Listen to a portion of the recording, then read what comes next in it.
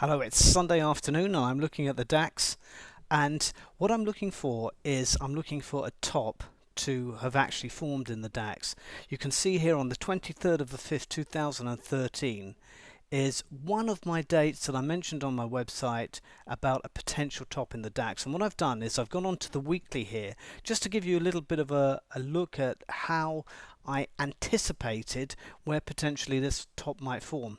So the first thing that I look at is I look at this swing from here to here, because this is quite a deep swing against the trend, and I just measure that using a simple correction tool. Now there's two levels I'm interested in: 127% and 161.8, and you can see on this one we've got the 127% in here, so I'm going to mark that on the chart. It's nowhere near price at the moment, but we can still put it in. And the other one I'm going to put in is 162%. Well, that's not letting me catch it anyway.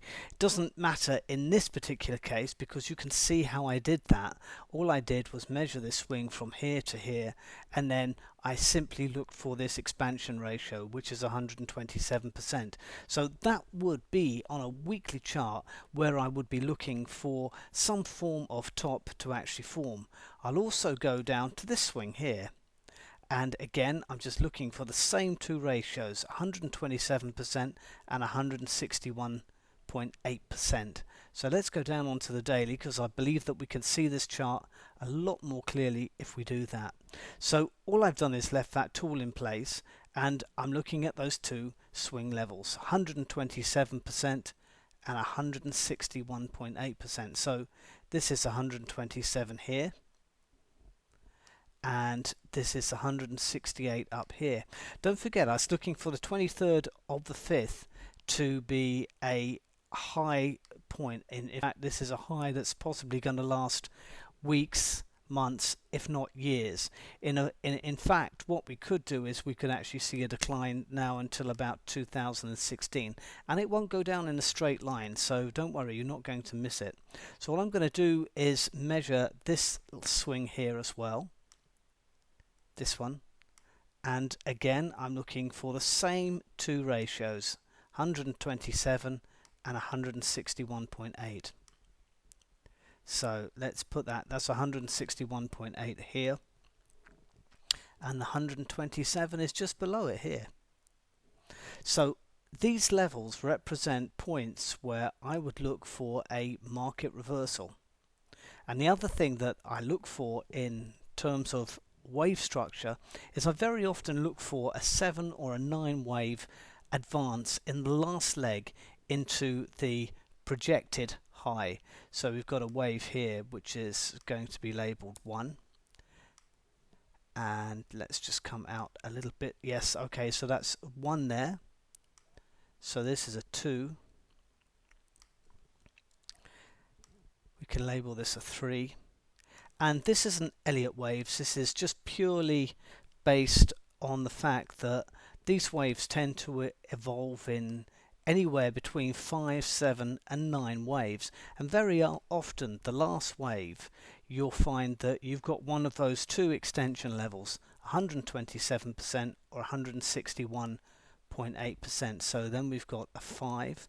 This is the 5 here that would have many Elliott wave traders scratching their heads because they would think that that would be the top of this wave. So we just do a 6, and you can see how we got a 7th wave up here, and then we got a 8 wave down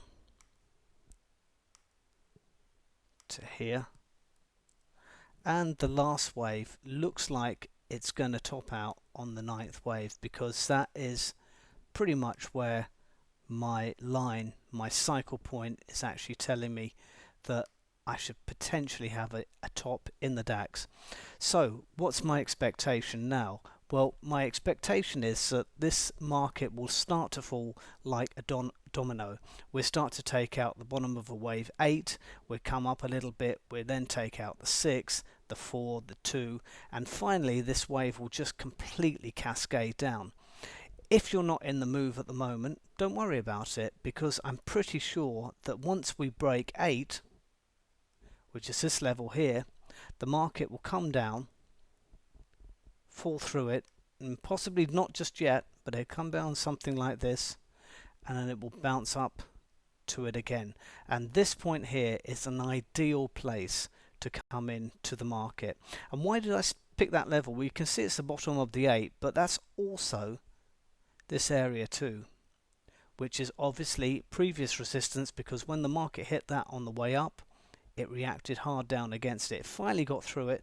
So this level is going to be pretty key for telling us that this market top is in place.